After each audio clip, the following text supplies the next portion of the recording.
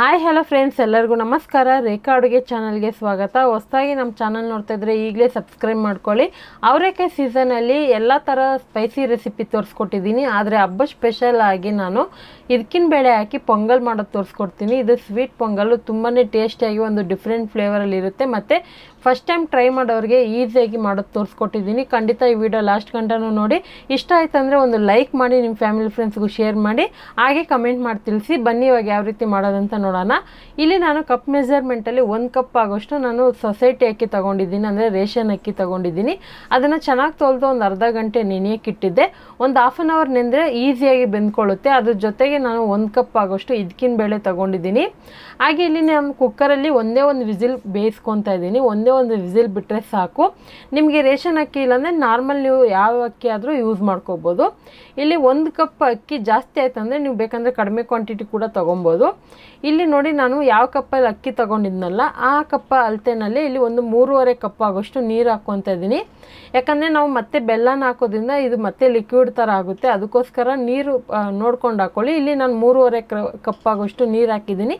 ಒಂದು ಚಿಟಿಕೆ ಉಪ್ಪು ಹಾಕ್ಕೊಂಡು ಇದನ್ನು ಮಿಕ್ಸ್ ಮಾಡಿಕೊಂಡು, ಬೇಳೆ ಅನ್ನೋದು ಬೇಗನೆ ಬೇಯುತ್ತೆ, ಅದಕ್ಕೋಸ್ಕರನೇ ಅಕ್ಕಿ ನೆನೆಸಿರೋದು. ನೆನೆಸೋದ್ರಿಂದ ನಮಗೆ ಬೇಗನೆ ಬೆಂದ್ಕೊಳ್ಳುತ್ತೆ. ಸೊ ಇದನ್ನು ಜಸ್ಟ್ ಮೀಡಿಯಮ್ ಫ್ಲೇಮಲ್ಲಿ ಒಂದು ವಿಸಿಲ್ ಬಿಟ್ಟು ಗ್ಯಾಸ್ ರಿಲೀಸ್ ಆದಮೇಲೆ ಓಪನ್ ಮಾಡಿ ನೋಡೋಣ. ಸೊ ಇವಾಗ ನೋಡ್ತಾ ಇರ್ಬೋದು, ಗ್ಯಾಸ್ ರಿಲೀಸ್ ಆಗಿದೆ. ಇವಾಗ ಓಪನ್ ಮಾಡಿ ನೋಡ್ತಾ ಇದ್ದೀನಿ. ಇಲ್ಲಿ ಅನ್ನ ಕೂಡ ನಮಗೆ ಸಾಫ್ಟಾಗೂ ಬೆಂದಿದೆ, ಬೇಳೆ ಕೂಡ ನಮಗೆ ನುಣ್ಣಗೆ ಆಗಿಲ್ಲ. ಅದು ನಮಗೆ ಉದುರಾಗೆ ಇರಬೇಕು ಬೇಳೆ, ಹಲ್ವಾ ಆದಂಗೆ ಆಗಬಾರ್ದು. ಆವಾಗ ನಿಮಗೆ ಟೇಸ್ಟು ಗೊತ್ತಾಗೋದಿಲ್ಲ, ಬೇಳೆ ಹಾಕಿರೋದು ಗೊತ್ತಾಗೋದಿಲ್ಲ. ಸೊ ಈ ಥರ ಇದ್ದರೆ ಕರೆಕ್ಟಾಗಿರುತ್ತೆ. ಇವಾಗ ನೋಡಿ, ಇದನ್ನು ನಾನು ಒಂದು ಕಡಾಯಿಗೆ ಹಾಕ್ಕೊತಾ ಇದ್ದೀನಿ. ಯಾಕಂದರೆ ಇದನ್ನು ಮತ್ತೆ ಬೆಲ್ಲದ ಜೊತೆ ಕರಗಿಸ್ಕೊತೀನಿ. ಇಲ್ಲಿ ನಾನು ಬಂದ್ಬಿಟ್ಟು ಯಾವ ಕಪ್ಪಲ್ಲಿ ಅಕ್ಕಿ ತೊಗೊಂಡಿದ್ದಲ್ಲ ಅದೇ ಕಪ್ಪಲ್ತೆನಲ್ಲಿ 1 ಕಪ್ ಆಗೋಷ್ಟು ಉಂಡೆ ಬೆಲ್ಲ, ಅಂದರೆ ಉಂಡೆ ಬೆಲ್ಲ ಅಂದರೆ ರೌಂಡದ್ದು ಬರುತ್ತಲ್ಲ, ಅದನ್ನು ಕುಟ್ಟಿ ಪುಡಿ ಮಾಡಿ ಕರಗಿಸಿ ಎತ್ತಿಟ್ಕೊಂಡಿದ್ದೀನಿ. ಇಲ್ಲಿ 1 ಕಪ್ ಆಗೋಷ್ಟು ಬೆಲ್ಲದ್ದು ಕರಗಿಸಿರೋ ಅಂಥದ್ದನ್ನ ಹಾಕ್ಕೊತಾ ಇದ್ದೀನಿ. ಫಿಲ್ಟ್ರ್ ಮಾಡ್ಕೊಳ್ಳಿ, ಕಸ ಕಡ್ಡಿ ಏನಾದರೂ ಇದ್ದರೆ. ಸೊ ಇದು ವಿಡಿಯೋ ಲೆಂತಿ ಆಗುತ್ತೆ ಅಂದ್ಬಿಟ್ಟು ನಾನು ಮುಂಚೆನೇ ಕರಗಿಸಿಟ್ಟಿದ್ದೀನಿ.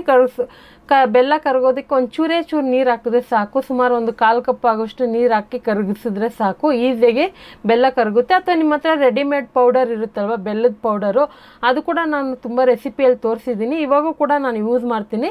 ಸ್ವಲ್ಪ ನನಗೆ ಸ್ವೀಟ್ ಕಡಿಮೆ ಅನಿಸ್ತು, ಹಂಗಾಗಿ ಇದಕ್ಕೆ ನಾನು ಮತ್ತೆ ಅದನ್ನು ಎಕ್ಸ್ಟ್ರಾ ಕೂಡ ಆ್ಯಡ್ ಮಾಡ್ತೀನಿ.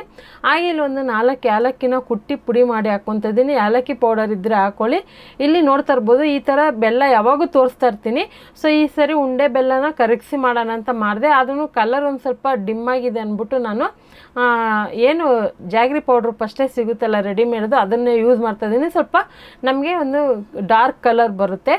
ಈಗ ಇದನ್ನು ನಾನು ಮೀಡಿಯಮ್ ಫ್ಲೇಮಲ್ಲಿ ಒಂದು 2 ನಿಮಿಷ ಕುದಿಸ್ಕೊತೀನಿ. ನೋಡ್ತಾ ಇರ್ಬೋದು, ತುಂಬ ಜಾಸ್ತಿನೂ ಕುದಿಸೋಕೆ ಹೋಗಬೇಡಿ. ಗಟ್ಟಿ ಆಯ್ತಂದರೆ ತಿನ್ನೋದಕ್ಕೆ ಚೆನ್ನಾಗಿರಲ್ಲ, ಸ್ವಲ್ಪ ತೆಳ್ಳಗೆ ಇರಬೇಕು. ಈಗ ಇದನ್ನು ಸೈಡ್ ಇಟ್ಬಿಟ್ಟು ಇವಾಗ ಇದಕ್ಕೆ ನಾನು ಒಂದು ಕಡಾಯಿ ಇಟ್ಕೊಂಡು ಅದಕ್ಕೆ ಒಂದು 2 ಟೇಬಲ್ ಸ್ಪೂನ್ ಆಗೋಷ್ಟು ತುಪ್ಪ ಹಾಕ್ಕೊತಾ ಇದ್ದೀನಿ. ಸೊ ಇದಕ್ಕೆ ನಾನು ಪಚ್ಕರ್ಪೂರ ಹಾಕಿಲ್ಲ, ಬೇಕು ಅಂದರೆ ನೀವು ಹಾಕೋಬೋದು. ಒಂದು ಚಿಟಿಕೆ ಹಾಕೋಬೇಕು. ಪಚ್ಕರ್ಪೂರ ನಿಮಗೆ ಗಂಧಿಗೆ ಅಂಗಡಿಗಳಲ್ಲಿ ಸಿಗುತ್ತೆ. ಈಗ ಇದಕ್ಕೆ ಕಟ್ ಮಾಡಿರೋಂಥ ಗೋಡಂಬಿ ದ್ರಾಕ್ಷಿ ನಿಮಗೆ ಎಷ್ಟು ಬೇಕಾದ್ರೂ ಹಾಕ್ಕೊಳ್ಳಿ. ಹಾಗೆ ಬೇಕು ಅಂದರೆ ಬಾದಾಮಿ ಮತ್ತು ಕಪ್ಪು ದ್ರಾಕ್ಷಿ ಬರುತ್ತಲ್ಲ, ಅದು ಕೂಡ ಯೂಸ್ ಮಾಡ್ಕೋಬೋದು. ಹಾಗೆ ಇದ್ರ ಜೊತೆಗೆ ಒಂದು 3 ರಿಂದ 4 ಲವಂಗ ಹಾಕ್ಕೊತೀನಿ. ಲವಂಗ ಹಾಕೋದ್ರಿಂದ ಒಳ್ಳೆ ಫ್ಲೇವರ್ ಸಿಗುತ್ತೆ. ಸೊ ಈ ಥರ ಪೊಂಗಲ್ ಹಾಕಿ ತುಂಬಾ ಚೆನ್ನಾಗಿರುತ್ತೆ, ಒಗ್ಗರಣೆ ಫ್ಲೇವರೇ ಚೆನ್ನಾಗಿರುತ್ತೆ.